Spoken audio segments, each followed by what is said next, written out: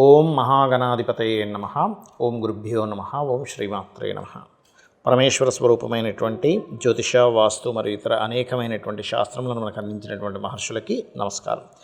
హయగ్రీవ హయగ్రీవ హయగ్రీవేతి యో వదేత్ తస్య నిస్సరతే వాణి జహ్నుకన్యా ప్రవాహవత్. అరుణాం కరుణాతరంగితాక్షీం ధృతపాశాంకుశపుష్పబాణచాపాం అనిమాదిభిరావృతాం మయూకైః అహమిత్యేవ విభావయే భవానీం. శ్రీమాత్రే నమః. ప్రేక్షకులకి ఆ లలితాంబిక అమ్మవారి యొక్క అనుగ్రహం పరిపూర్ణంగా కలగాలని మనస్ఫూర్తి కోరుకుంటూ మనం ఏదో చెప్పుకోబోయే టాపిక్ ఏంటంటే, కుజుడు దాదాపుగా ఒక 2 నెలల పాటు అంటే జూన్ ఆల్మోస్ట్ అంటే జూన్ 7వ తేదీ నుంచి 6వ తేదీ నైట్ నుంచి జూన్ రాత్రి 10 గంటల ప్రాంతంలో మారుతున్నాడు. అక్కడి నుంచి మనకి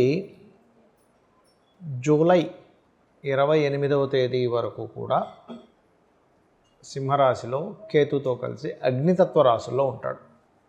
ఈ అగ్నితత్వ రాశుల్లో ఉన్నప్పుడు మిగతా లగ్నాలు ఏవైతే 12 లగ్నాలు వాళ్ళు ఉంటారో మేషం నుంచి మీనం వరకు, అలాగే లగ్నం తెలియని వారి రాశి వారికి ఏ విషయంలో చాలా బాగుంటుంది, ఏ విషయాల పట్ల వాళ్ళు జాగ్రత్త పడాలి. అయితే ఈ విషయం గుర్తుపెట్టుకోండి, ఈ అంశాలు చెప్తుంది నేనైనప్పటికీ కూడా చెప్పేసిన సాక్షాత్ లలిత అమ్మవారిగా భావిస్తూ మరొక విషయం ఏంటంటే, ఎఫెక్ట్ ఏవైతే చెప్తున్నానో నేను అవి మీ పర్సనల్ చార్ట్లో కనుక ఆ భావం, అంటే ఉదాహరణకి మేషం వారికి కెరియర్ విషయంలో జాగ్రత్తగా ఉండాలని చెప్పాను ఉదాహరణకి. అదేవిధంగా వృశ్చికం వారు ఏదైనా ప్లేస్ చేంజ్ లేదా ఇల్లు అమ్మడం కొనుగోలు చేయడం ఉన్నాయి. అక్కడ మీకు ఏదైనా బ్యాడ్ ఎఫెక్ట్ ఉన్నప్పుడు మీకు పర్టికులర్గా మీ పర్సనల్ చార్ట్లో ఆ పర్టికులర్ భావం కనుక గుడ్ ఎఫెక్ట్ ఇస్తుంటే అది ఏమీ ఇబ్బంది ఉండదు. ఇది చాలా క్లియర్గా అర్థం చేసుకోండి మీ పర్సనల్ చార్ట్లో. అలా చూసుకొని ముందుకు వెళ్ళాలి. ఎంతసేపు ఇది ఏదో బ్యాడ్ అయిపోతుందేమో అని కాకుండా. సో ఇది చూసుకోండి. మనం ఒక్కొక్క లగ్నం నుంచి మనం తెలుసుకుందాం. మిథున లగ్నము, మిథున రాశి. మిథునం వారికి కనుక చూసుకున్నట్లయితే ప్రత్యేకంగా 3వ స్థానంలో కుజకేతువులు మీకు సంచారం జరుగుతుంది. కాబట్టి కమ్యూనికేట్ చేసే విషయంలో కొంచెం జాగ్రత్తగా ఉన్నట్లయితే, పర్టికులర్గా ఇక్కడ మీరు ఎడ్యుకేషన్ పాయింట్ ఆఫ్ వ్యూలో జాగ్రత్తగా ఉండాలి. అంటే ఏమిటి, ఏదైనా ఒక కోర్స్ తీసుకుంటున్నాము, లేదా ఒక ల్యాండ్ తీసుకుంటున్నాము, లేదా ఒక డాక్యుమెంట్స్ మనం రాసుకుంటున్నాము, ఆ విషయంలో చాలా చాలా చాలా కేర్గా ఉండాలి, గుర్తుపెట్టుకోండి. అలాగే మరొక విషయం ఏంటంటే, ఇది మీరు ప్రాపర్టీ తీసుకున్న ఒకటే కాకుండా మీ పూర్వీకుల ఆస్తులకు సంబంధించిన విషయంలో తాతగారి తండ్రికి రావడం కానివ్వండి, లేనట్లయితే మీరు ఏదైనా ఒక కోర్స్ చేసేటువంటి విషయంలో రాంగ్ డెసిషన్స్ తీసుకుంటారు. యాక్చువల్గా 3లో అధిక గ్రహాలు ఉన్నప్పుడు, అంటే కొంతమంది చూడండి ఏదో కోర్సులో జాయిన్ అవుతారు, ఆ తర్వాత అది పనికిరాదని అర్థమవుతూ ఉంటుంది, కానీ ఫీజు కట్టేసాం కదా చదువుతూ ఉంటారు. అలాంటి రాంగ్ డెసిషన్స్ ఏమైనా తీసుకునే ఛాన్సెస్ ఉంటాయి ఈ యొక్క కాంబినేషన్స్ ఉన్నప్పుడు. కాబట్టి ఈ విషయాల్లో చాలా చాలా చాలా జాగ్రత్తగా ఉండండి. ఇక మరొక విషయం ఏంటంటే, ఇక్కడ దీంతోపాటు ఈ సప్తమ స్థానం అంటే వివాహం కోసం ఎవరైతే ప్రయత్నం చేస్తారో 90% వరకు వివాహ ప్రయత్నాలు సక్సెస్ అవుతాయి. మరి 10% ఎందుకు అంటే, కేతువు యొక్క దృష్టి సప్తమం మీద ఉంది కుజుడితో కలిసి. అందుకని ఏమిటి, కొంచెం జీవిత భాగస్వామి ఆల్రెడీ వివాహం అయింది, జీవిత భాగస్వామి కొంచెం స్ట్రెస్ ఉండడము, లేదా సమాజంలో మీరు తీసుకునే సామాజికంగా సోషల్ మీడియాస్ అవి ఉన్నాయి, ఇటువంటి విషయాల్లో కొంచెం చిన్న మాట వల్ల, ఎందుకంటే కమ్యూనికేషన్ స్థానంలో కుజుడు కేతు ఉన్నాడు కాబట్టి ఈ యొక్క అంశాల్లో కాస్త కేర్గా జాగ్రత్తగా డెసిషన్స్ తీసుకోవాలి.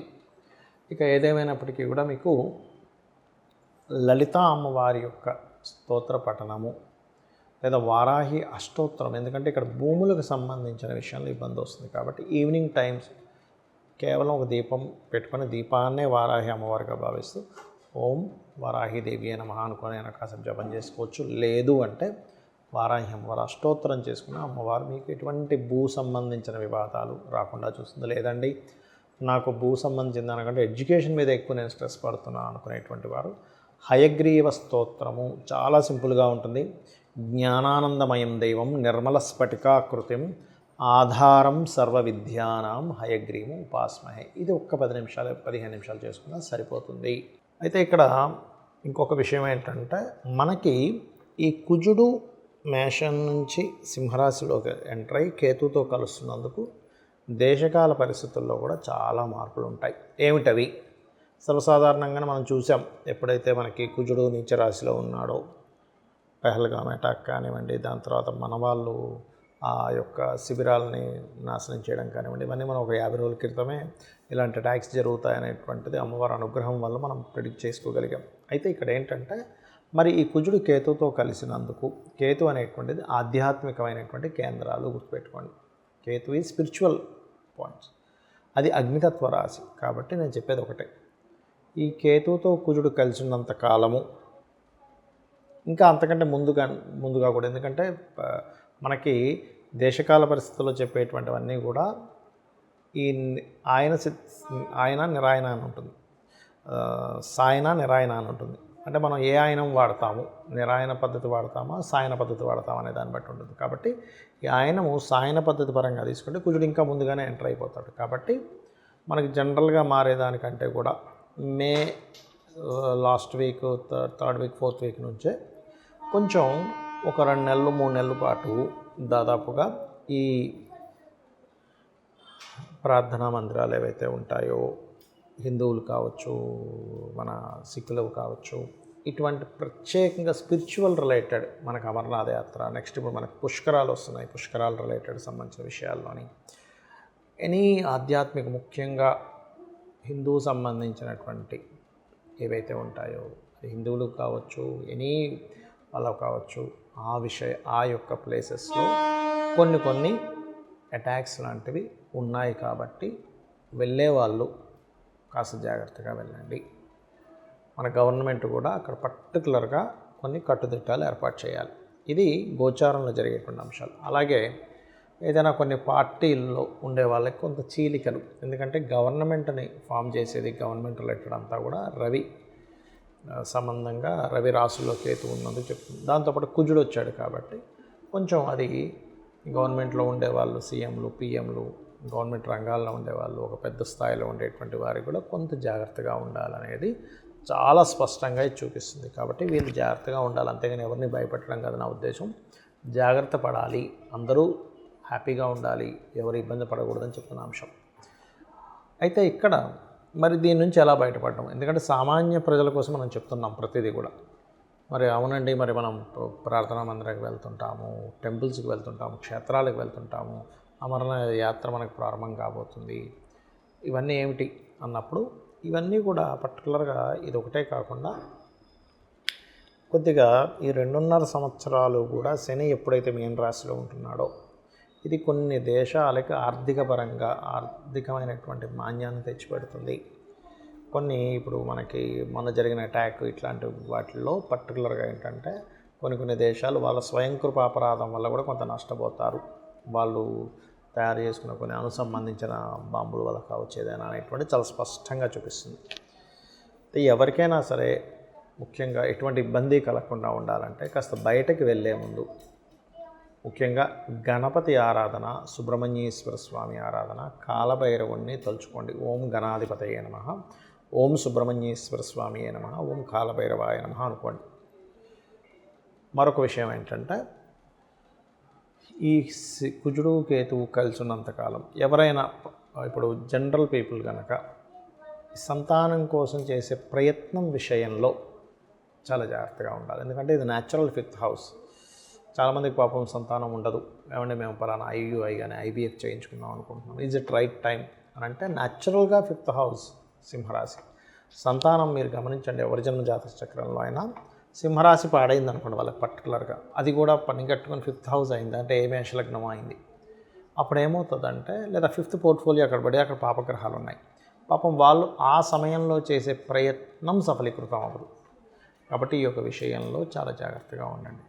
అయితే మనకి పర్టికులర్గా జూలై 28వ తేదీ నుంచి కాలసర్ప యోగం నుంచి కుజుడు బయటకు వస్తున్నాడు. సో ఎప్పుడైతే కుజుడు బయటకు వస్తాడో కాలసర్ప యోగం కూడా పోతుంది. ఇంకొక విషయం ఏంటంటే నేను చాలాసార్లు చెప్పాను, కాలసర్ప యోగాన్ని లేదా దోషాన్ని అనుకోండి మీ పర్సనల్ చార్ట్లో చూసుకోకండి. ఇదంతా దేశము కాలము సంబంధించినవి చెప్పాలి. సునామీలు వస్తాయని, భూకంపాలు వస్తాయి, అందుకే చూడండి అంత భూకంపాలు రావడం జరిగింది రకరకాల ప్రదేశాల్లో. అలాగే యుద్ధ సంబంధించిన ప్రభావం జరిగింది, ఎందుకంటే కుజుడు నీచంలో ఉండడం వల్ల. అందుకని అనవసరంగా కాలసర్ప యోగం ఉందని భయపడకండి. నేను మీకు గతంలో కూడా చాలాసార్లు చెప్పాను, మరలి ఇంకోసారి గుర్తు చేస్తున్నాను మీకు ధైర్యంగా ఉండడం కోసం. పర్టికులర్గా ఇక్కడ 180 మంది దేశాల ప్రజలకి, 180 మంది దేశాల్లో ఉండేటువంటి ప్రజల్ని పాలించేటువంటి ప్రెసిడెంట్లకి కాలసర్పదోషం ఉంది. మీకు కావాలంటే నేను మీకు ఒకసారి 180 దేశాల యొక్క వాళ్ళకి చూపిస్తాను. అంత దాకేందుకు మీరు ఎనీ నెట్లో కొట్టి వాళ్ళ డేట్ ఆఫ్ బర్త్లు తీసుకుంటే కాలసర్ప యోగంలోనే ఉంటాయి వాళ్ళ జాతకాలన్నీ కూడా. మ్యాక్సిమం 90% ఆఫ్ జాతకాలు. అంటే ఇక్కడ మనం అర్థం చేసుకోవాల్సింది ఏంటంటే కాలసర్పదోషం కేవలం కాలానికి సంబంధించిందే కానీ జన్మజాతకానికి కాదు. మరి జన్మజాతకానికి ఇబ్బంది పెట్టేటట్టయితే అంత పెద్ద ప్రెసిడెంట్ ఎట్లా అయ్యారు, సీఎం ఎలా అయ్యారు, పిఎం ఎలా అయ్యారు అని అర్థం చేసుకోవాలి. మెగాస్టార్ చిరంజీవి గారికి కూడా ఉంది. సో ఇక్కడ మనం అర్థం చేసుకోవాల్సింది ఏంటంటే ఈ కుజకేతువుల యొక్క ప్రభావం మీకు పూర్తిగా తగ్గాలంటే సూర్యభగవాను చూస్తూ అర్ఘ్యం వదలండి. అందులోనే గణపతిని స్కందుని చూసుకోండి. నవగ్రహాల్లో కేతు కుజ గ్రహాల దగ్గర దీపారాధన చేయండి.